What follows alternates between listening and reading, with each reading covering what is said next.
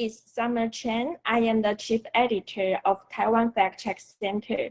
Taiwan Fact Check Center is a nonprofit organization. Our mission is not only publishing fact checks to defend the information ecosystems in the Chinese-speaking world, but also bring insight and knowledge to Taiwanese society and bring to Asia. So it's the third year that we host the Forum on Fact-Checking in Asia. This year, I think the big event is the invasion of Russia. So we want to focus. We want to focus the topic 3 lessons from the Ukraine war. I think it's a pity that we could not have a physical meeting because of the pandemic, but also we turned it to be amazing online gathering. I know some of the participants are based in Taiwan, just like me, but I think Taiwan is also, although Taiwan is small, but actually all of us are from the north to the south. From Taipei to Pingdong. So I think that's amazing when we turned it to be online. And some of the participants are from Hong Kong, from Singapore, Malaysia, and even some are from United States. So pretty welcome, and it's amazing that we can gather here. And why we want to focus on the war in Ukraine, I think we can feel the same way. As a Taiwanese, I really feel the same way. I think you just like me. We can feel the same way as Ukrainians. So we never remember the war is still going on, and all the Ukrainians and the media and the investigating experts, researchers are still working on how to combat the misinformation during the war. So it's our honor to have Jane, here.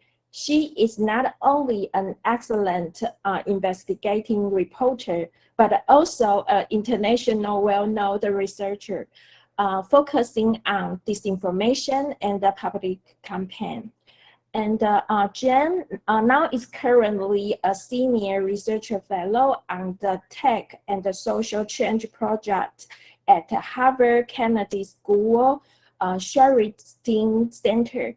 She is developing and teaching a curriculum to newsroom on investigation disinformation. And she's also researching the spread of both accurate information and the network propaganda around the world in Ukraine. And the previous, Jane was a senior reporter on BuzzFeed News.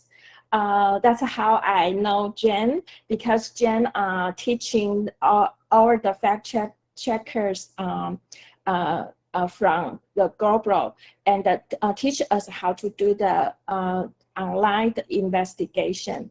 And her work was uncover the propaganda network, expose the far-right organizations. And I think the most important points you need to know about Jane is Jane is from Ukraine now, but now he lives in Boston. So Jane, I think Jane's effort is not only as a career of journalist or researcher, but also she is fighting disinformation for his mother country. So welcome to Jane, and Jane, would you please say hello to our audience? Hi, thank you so much for having me. I'm so honored to have been invited. Like I said earlier, I think Taiwan and Ukraine understand each other, and I really hope that the presentation today is useful.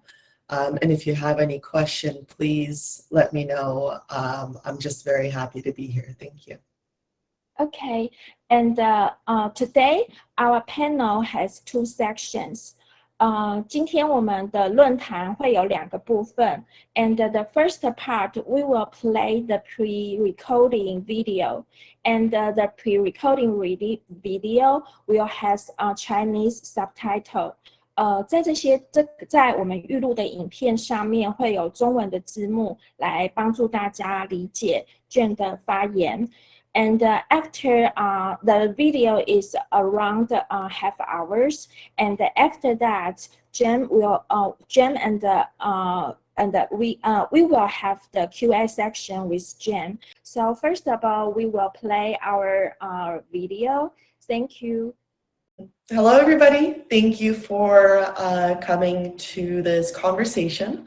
My name is Jane Lytvynenko. I am a freelance reporter and also a researcher at the Tech and Social Change Project at Harvard's Shorenstein Center. I'm also from Ukraine, although I've been living outside of Ukraine for almost 20 years now. And since the full-scale war began, I have been studying the way online investigations and fact-checking can be used during the war. That is what our presentation will focus on today. But before we get into really the meat of the conversation, I wanted to define what we're talking about when we talk about online investigations. Online investigations is an incredibly useful tool for journalists and researchers. That's essentially the process of gathering publicly available information. We can use that to examine an issue, look through potential evidence, investigate a crisis, or reconstruct a situation on the ground. OSINT stands for Open Source Intelligence. There are plenty of tools that we use for open source intelligence, but really when we talk about OSINT, we talk about a mindset and we talk about critical thinking.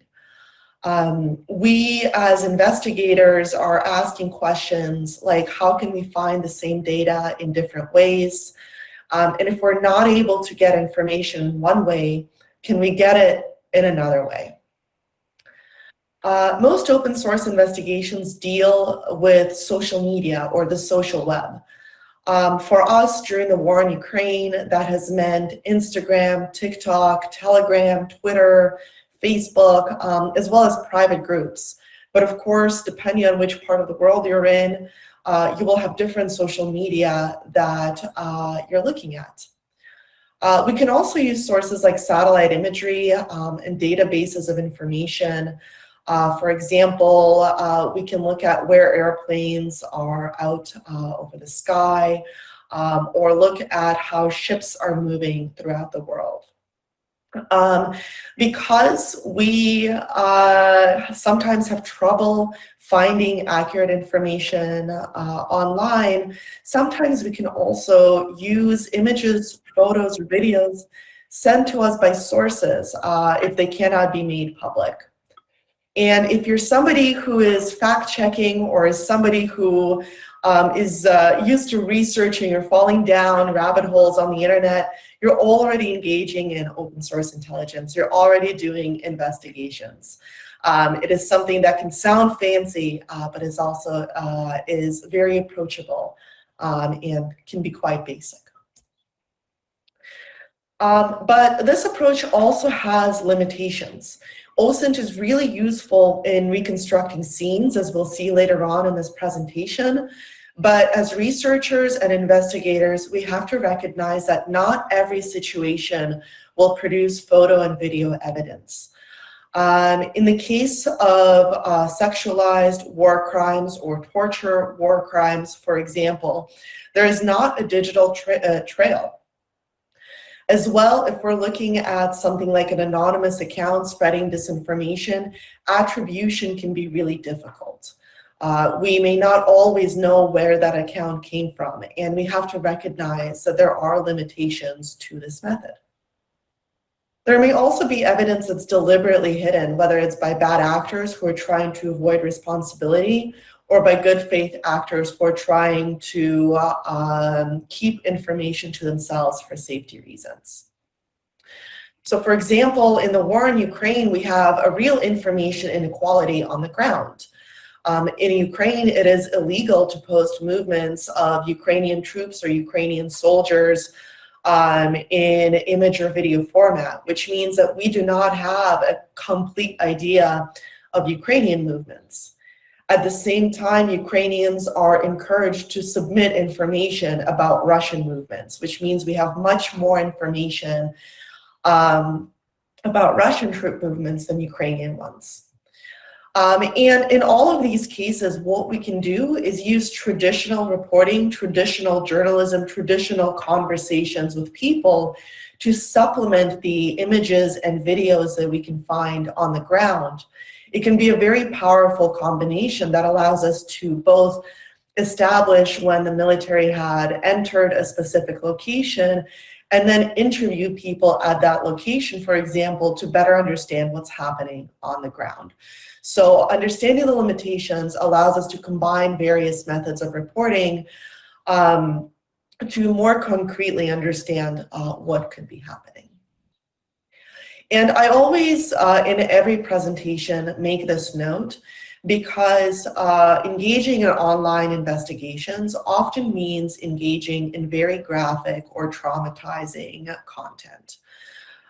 This can lead to something known as vicarious trauma or secondhand trauma for online researchers who expose themselves to this material online. There are various symptoms: depression, anxiety, aggression, lack of sleep. And a part of being a good investigator is learning to minimize these symptoms. So do not look at graphic material unnecessarily, turn off autoplay or sound, and take a lot of breaks during the day, particularly breaks that change your physical environment, which can really help your brain relax. This is something that is incredibly important because if we take care of ourselves, we're able to investigate more completely, and we're able to stay in the industry for a much longer amount of time. So do not set this aside. This is an issue that should be taken seriously. In the war in Ukraine, OSINT, disinformation, and online investigations have played a decisive role. Proactive fact-checking have undermined Russian attempts to justify the invasion. So in this case, in this screenshot on the right, is probably one of the simplest ways in which we can engage in online investigations to undermine Russian justifications for the war. Right before the full-scale invasion on February 22nd, leaders of the so-called republics of Donetsk and Luhansk, which are the regions that Russia has occupied since 2014, posted these very surreal messages in which they essentially asked Russia to recognize their independence. This recognition for independence was going to be the justification for war, and they were presented as something that is spur of the moment, as something that was the will of the people. They were posted across various social media channels, but the one that is of primary interest to us is Telegram. Telegram is a social media network that is incredibly popular in Eastern Europe, and it is one of the only social media networks that keeps metadata on images and videos. Metadata is something that allows us to see whether an image or a video was filmed recently or not recently. So using this metadata, by just downloading the video of these addresses, we were able to see that they were actually filmed days earlier, pointing to a planned justification for the war, rather than the spur of the moment we are asking for Russia's help as a united people. This case is really simple because it shows how just one check on one data point can undermine an entire narrative. And a lesson that is really important to take from this is that we can replicate it by understanding how social media networks function and understanding how information moves through them. So if we had downloaded this video from Facebook or Instagram, for example, we would not have gotten the same information. But by knowing that Telegram keeps that information, we were able to do a regular check on a suspicious material and undermine this initial narrative for the invasion. So again, the lesson here is study the social media networks and the information they do or do not provide. We're also able to use satellite imagery for basic undermining of vast Russian disinformation narratives. One of the most difficult situations that we have information on during the war so far is from a small town near Ukraine's capital, Kyiv, called Bucha. Bucha was a town that was occupied for just over a month by Russian troops and was used as essentially a home base from which Russian troops attacked Kyiv, the capital of Ukraine. While Russian troops were there, they murdered, tortured, and committed other war crimes that have become known worldwide. When Russians exited Bucha, we began to collect evidence of those crimes. And immediately denials from across various channels from Russia began to flow in. Waronfakes.com is one of the primary websites that the Russian media uses to spread English language narratives, false narratives around Ukraine. In this case, they claimed that essentially Ukrainians did this for themselves, to themselves. They also claimed that there were so-called crisis actors, or people who were essentially paid to lie there on the ground and pretend to be dead. And there was a very easy way to undermine this narrative, which is to go to private satellite companies such as Planet Labs or Maxar and look at the satellite imagery of Bucha during Russia's occupation, which is what the New York Times visual investigations team did. By looking at that imagery, they were able to show that there are dead bodies lying on the main street of Bucha during the time of Russia's occupation. Essentially, again, in a simple, straightforward way, using publicly available data to not only prove that civilians were attacked, but also undermine the disinformation narrative that Russia has attempted to push forward. These efforts are collected by various centers in aggregate, which is an incredibly important service that we've seen outside of the war in Ukraine, but also in the war in Ukraine. So what you're seeing right now is a map created by the Center for Information Resilience. And on this map, you're able to filter by civilian casualties, Russian military losses, Ukrainian military losses, and other factually confirmed information. Usually this factually confirmed information includes images and videos. These are tweets, Telegram posts, YouTube videos, or any other open sources of information.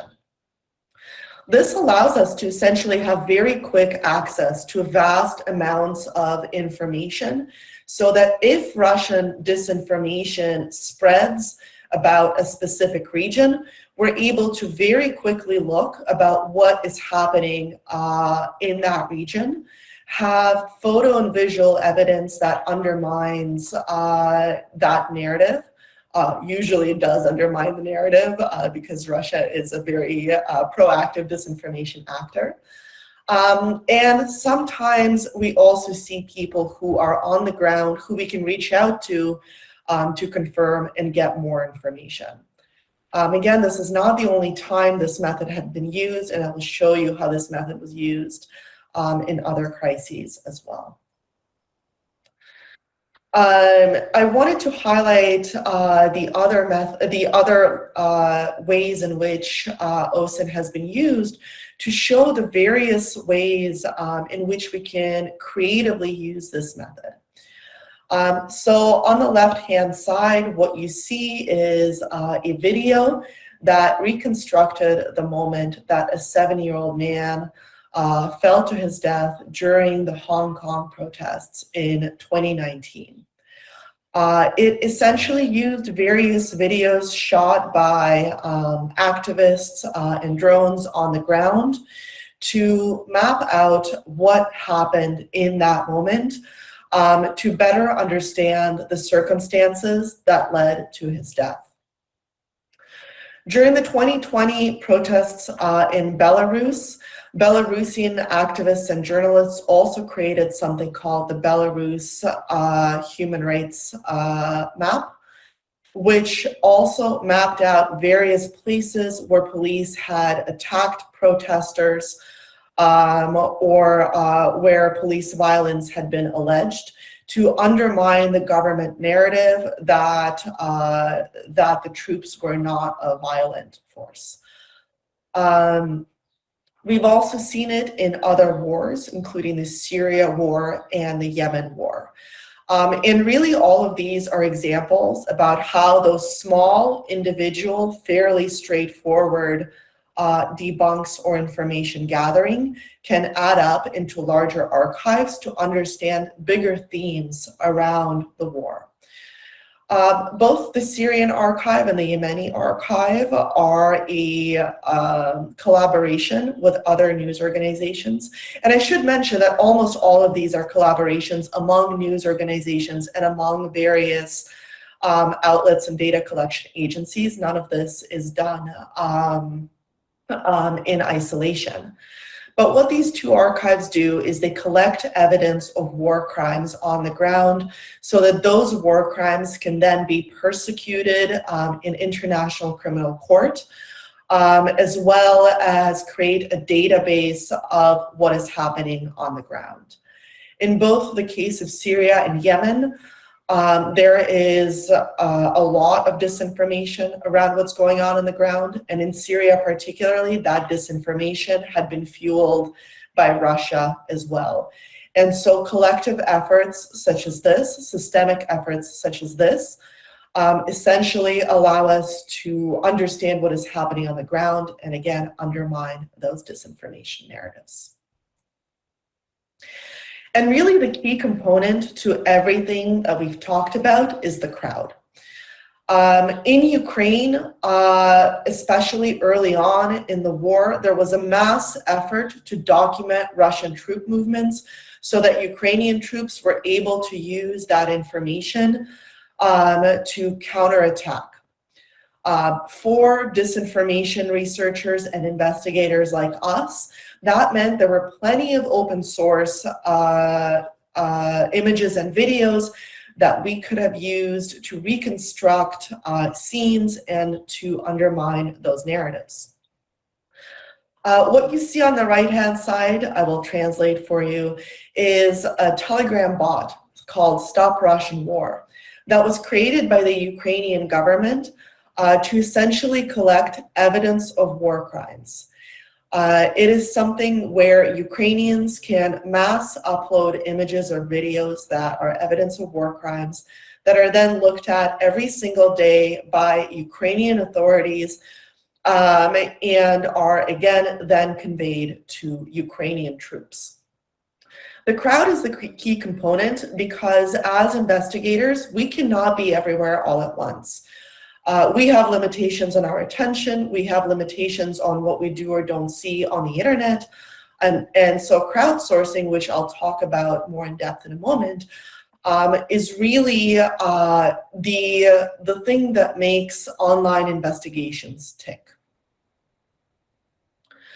I also wanted to say that although image and video evidence has been particularly key in understanding the Ukrainian war, it is not the only way in which we can apply online investigations. So if you're a newsroom with fact checkers, you already have all of the skills required to conduct online investigations.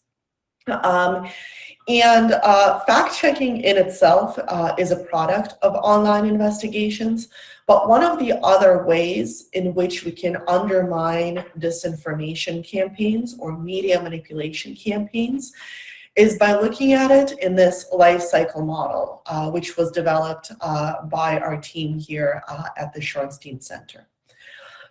This model essentially looks at where did this campaign come from, which parts of the social web or social media platforms was it disseminated by?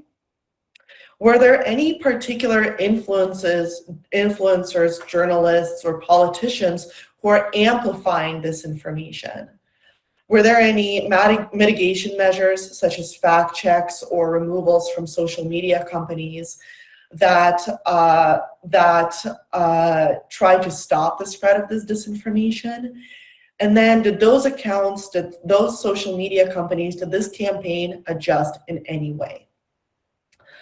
And by looking at this flow information throughout the web, we're able to uncover and undermine consistent bad actors online. What does this mean as a concrete example? In one concrete example in the war on Ukraine is that Russian disinformation around Ukraine has been circulating for many years. In 2014, Russians shot down the airplane MH17, flight MH17, killing over 200 innocent people. In order to cover up their responsibility for that flight, many social media channels spread disinformation blaming Ukraine for that campaign. Now we see those same channels that were denying responsibility for MH17 spread disinformation about Russian activity in war on Ukraine, such as their activity in Mariupol and in Bucha. This allows us to better understand who is responsible for social media campaigns online and inform our readers why we believe a media manipulation campaign is taking place, even if we're lacking image and video evidence from on the ground to reconstruct the scene about which disinformation is being spread. And so through online investigations, we can expose the methods behind the manipulation, the accounts that engage in manipulation, and influential figures that promote it, all through online investigations. And I wanted to talk through some of the tactics that Russia has been using, particularly internationally. So the first and most important thing is that they have been using their diplomatic platforms to spread disinformation. What does this mean? This means that embassy accounts or other official accounts have become carriers of Russian disinformation. It also means that Russian diplomats who work for the UN or other international diplomatic bodies are using their allotted time to deny the atrocities of Russian troops in Ukraine. We also see many pro-Russian commentators and accounts frequently amplified. So it does not have to be disinformation that comes specifically from official Russian accounts to be pro-Russian disinformation. We see pro-Russian so-called journalists and bloggers push narratives to their various countries. We see this particularly in Italian, German, French, and Spanish-speaking communities, as well as Arabic-speaking communities. They also use fake debunks to try to undermine real narratives, which is what you see in the screenshot on the right. So in the screenshot on the right is a 2-minute video during which Russians say that the Z, the telltale sign of Russian troops, was photoshopped onto destroyed equipment to essentially claim that Ukrainians did not destroy this equipment.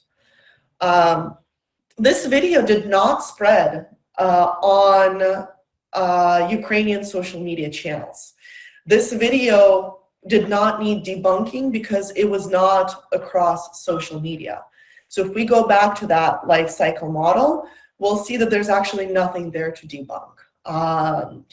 However, they created these fake debunks, this is one of many, that they used to essentially present Ukrainians as liars or present Ukrainians as people who disinform the public.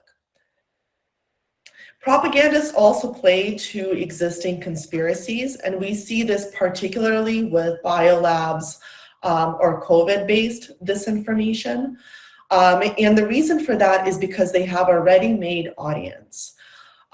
So the same way that we saw accounts that denied atrocities around MH17 pivot to denying atrocities in Ukraine, we see accounts that denied the spread of COVID pivot to accounts that are claiming that Ukraine has biolabs that either create biological weapons or spread COVID or work with US authorities to do so.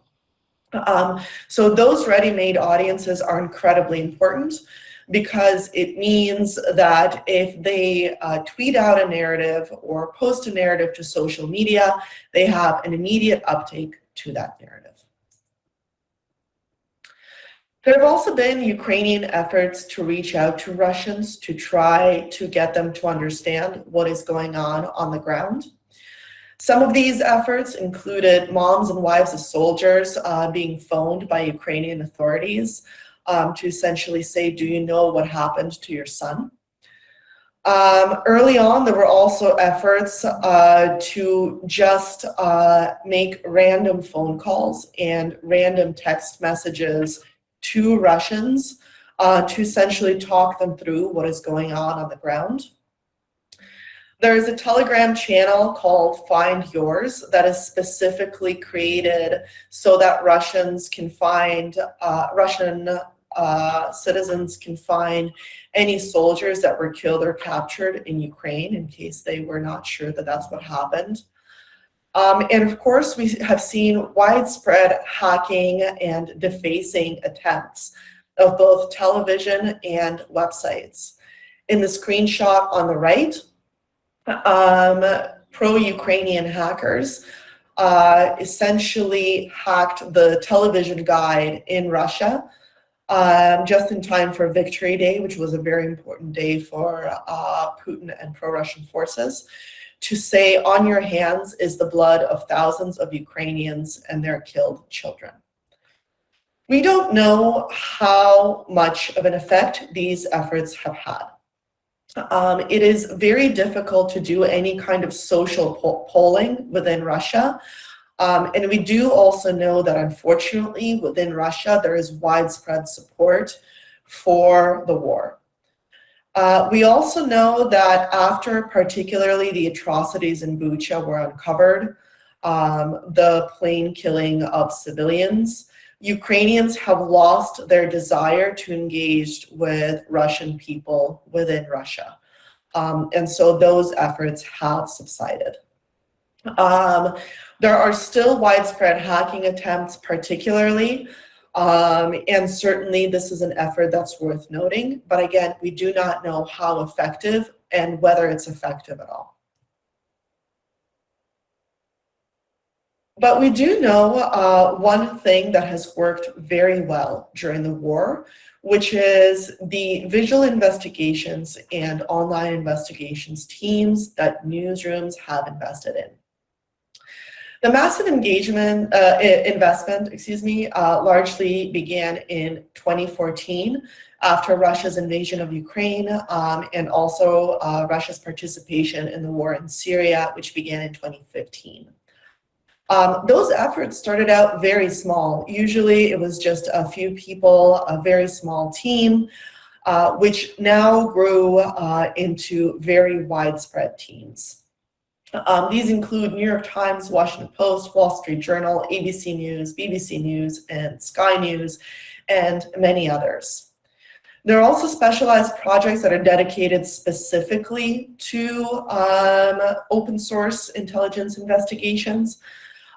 Some notable ones are Bellingcat, Air Wars, Forensic Architecture, and Center for Information Resilience. And of course, human rights organizations such as Amnesty and Human Rights Watch also conduct these investigations. And this is incredibly important because what this means is that partnerships can be formed quickly because these newsrooms and organizations have worked together before. They knew the process of engaging in these investigations, and they were prepared to hit the ground running. So whereas when Russia invaded Ukraine in 2014, many of these units did not exist or only just began their work, it took a lot of time to figure out how to do it. It took a lot of time to stitch together evidence. Now this is a much faster and much more polished process, which speaks to the value of investing into it early. In terms of choosing the projects and coordinating, newsrooms can effectively counter propaganda and disinformation and investigate war crimes through co-working and coordination. Many of the newsrooms and outside projects that I've named work together and share information. And it's best to start small. Begin with 1 or 2 investigations where there's ample open source evidence to understand how the process works. Have channels dedicated to specific projects, as well as 1 general channel for observations where you just drop in what's happening on the ground. Create a plan for archiving materials and keeping track of them. For example, shared spreadsheets and online drive folders where you can drop in images and videos. And very importantly, remember that online visual investigations in OSINT are a team sport. It is very difficult to do individually, but it is much easier to do collectively. And so that co-working and coordination is key to online investigations. I've already mentioned the mobilizing of the crowd for user-generated content. And here's some tips for anybody who would like to engage in that. Of course, the most obvious is to make contact information easily accessible, but also disclose the outlines of the project that you're working on. If you don't want to specifically say, I am looking at, what happened at this specific address, say, I am looking at for any information in this field or this area, so that people know that if they have information, they can turn to you. Make submitting materials simple and easy. Make sure that people are able to upload any photos or images or screenshots in a way that is very simple. And request original photos and videos that include metadata. As we've already discussed, metadata is an incredibly important data point. Work with other news organizations, but also involve civil society groups, doctors, investigators, civilians, police, and anybody else who you think might be having that information. And also be prepared for spam attacks or other cybersecurity issues. Because one tactic that we've seen is essentially a flood of all of these channels with junk information so that accurate information doesn't come through. I've left some resources on further reading for some methodologies and approaches, as well as learning new skills. One key thing in this field is that it's incredibly important to learn those new skills. So I will leave these resources here for you. This is a great starter pack. And beyond that, you can find the presentation at this bit.ly link. It will live here for as long as Google is alive. And you can get in touch with me if you need any help with setting up your teams or with your investigations. Thank you so much for your attention and for listening. I hope that was helpful.